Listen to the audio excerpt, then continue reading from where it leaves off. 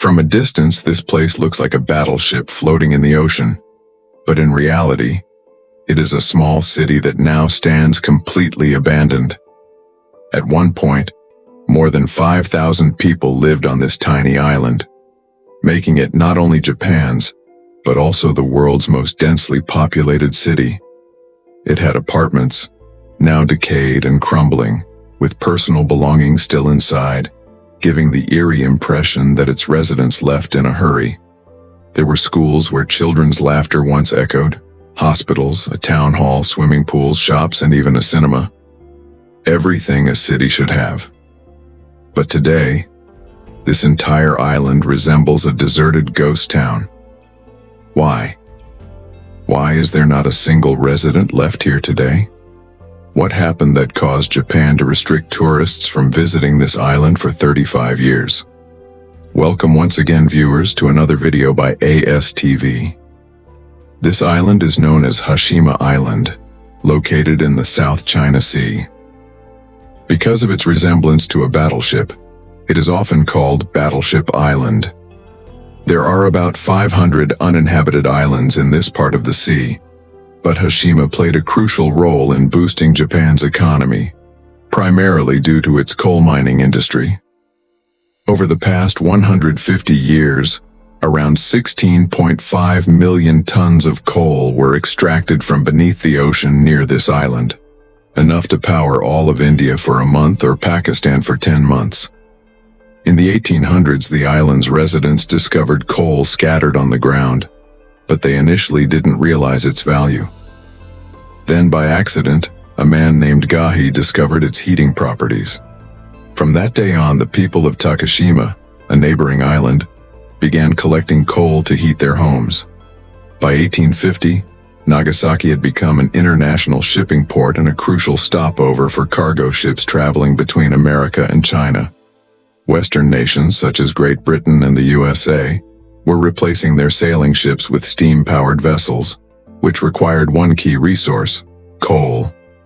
These ships would dock at Nagasaki for refueling, and conveniently, coal was abundant on the nearby Takashima and Hashima islands.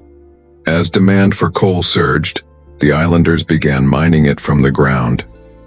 Eventually, the surface coal was depleted, prompting them to dig deeper. This led to the involvement of Mitsubishi in the 19th century, which began large-scale coal mining operations on Hashima Island. To accommodate workers, Mitsubishi built housing and even constructed a seawall to protect the island from ocean waves. This is why Hashima Island now resembles a battleship. By 1916, the island had around 3,000 workers extracting 150,000 tons of coal annually. Due to the small size of the island, space was extremely limited. Mitsubishi constructed high-rise concrete residential buildings, but even those provided cramped living conditions for the workers. Over time, coal production soared to 410,000 tons annually, and by 1959, the island's population peaked at 5,200. Considering the island's total area was only 11 acres, this meant an astonishing 335 people per acre, a population density unmatched anywhere in the world. To put this into perspective, modern China has a density of only 84 people per acre. Working in the coal mines was extremely dangerous. Underground, temperatures reached 45 degrees Celsius, 113 degrees Fahrenheit, with humidity levels at 95%. Many workers lost their lives due to accidents and harsh conditions. During World War II and earlier, Chinese and Korean prisoners were forcibly made to work in these mines, one of the many reasons Japan still faces criticism today. After World War II, as Japan tried to improve its global reputation, it introduced several facilities for workers on Hashima, including a cinema, gymnasium, schools, and entertainment centers, all free of charge. However, in exchange, workers were required to contribute to the island's maintenance. Freshwater had to be transported from mainland Japan, but later, underwater pipelines were installed to provide a direct water supply. By the 1960s, the demand for coal began to decline as oil became a more preferred energy source. This shift led to the gradual closure of coal mines worldwide. Hashima faced additional challenges, including its isolation and frequent typhoons and tsunamis in the South China Sea. Mitsubishi had built protective walls around the island, but repairing them after frequent storm damage became increasingly costly. With declining profitability, Mitsubishi laid off 2,000 workers in 1970, relocating some to other facilities.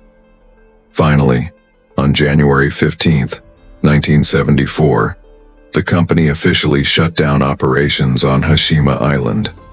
Jobless and without a livelihood, thousands of residents were forced to leave overnight. A whole generation had grown up on this island, but they had to abandon everything and move on. For 35 years, visiting Hashima Island was strictly prohibited, with harsh punishments for trespassers. Some speculated that Japan wanted to hide the truth about forced labor camps on the island. However, Japan claimed the ban was meant to prevent theft and vandalism. Eventually, the island was reopened to tourists, though only a limited section was made accessible due to the extreme deterioration of buildings. Many structures have collapsed due to typhoons, and others are on the verge of falling apart. Authorities have made efforts to repair some buildings, but the reinforced concrete has severely eroded, making restoration nearly impossible. Despite this, Hashima Island remains a popular attraction for filmmakers. The 2009 TV series Life After People was filmed here, and in 2011, several thriller scenes from the James Bond movie Skyfall were shot on the island. Japan proposed adding Hashima Island to the UNESCO World Heritage List, but the governments of South Korea, North Korea, and China opposed it. They argued that recognizing the island as a heritage site would overlook the suffering of forced laborers. After negotiations, Japan agreed to acknowledge the forced labor history in the island's official record, allowing it to be included on the UNESCO list. Hope you enjoyed this video. Don't forget to like and share, and we appreciate all your supportive comments. See you in the next exciting video.